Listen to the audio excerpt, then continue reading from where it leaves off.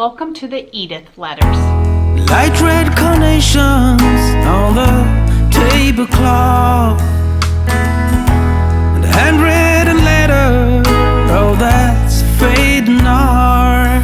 It says, to my dearest. Welcome to Edith Letter number 4. If this is the first Edith Letter video that you have clicked on, please go into the introduction video or you will really not know what's going on. However, you are lucky because the people that watched the introduction video had to wait for the next video.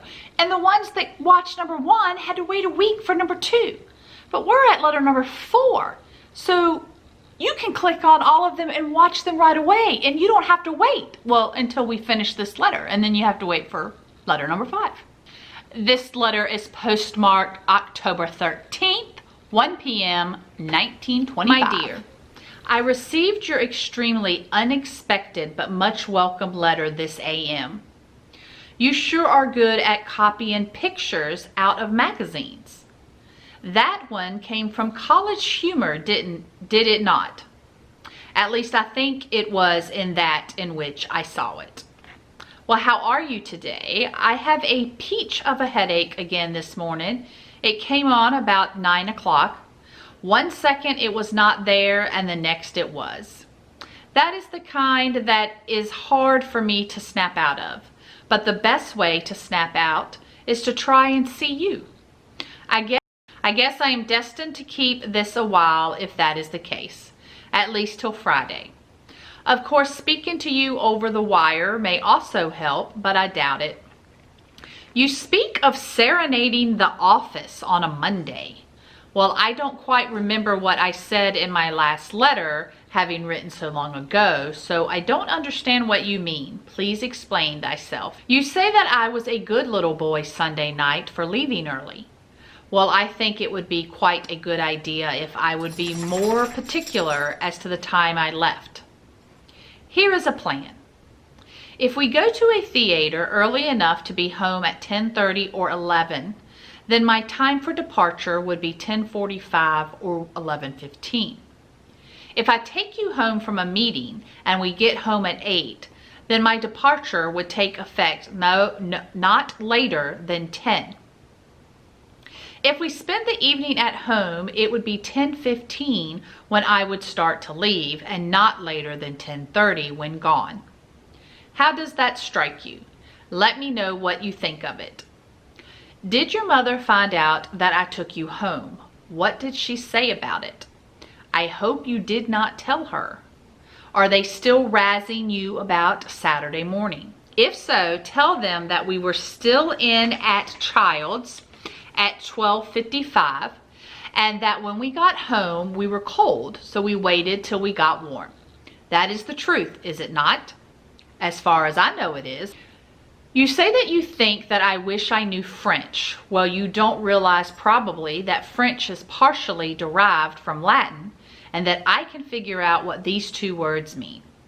In the usual run of the words that means of couture and mirror, I can't speak French, means contrary to love or against love, doesn't it? Well, I hope you don't really mean that. I will have to stop now because I want you to get this today, yet, and answer it much sooner than you did the last. So with many XX and mucher love, and still mucher, most love, and still more, avec Amir. That was French again. So he talks of College Humor magazine. So of course I looked it up, and it is American humor magazine from the 1920s to the 40s. And I'm actually going to insert the cover of the September 1925 issue.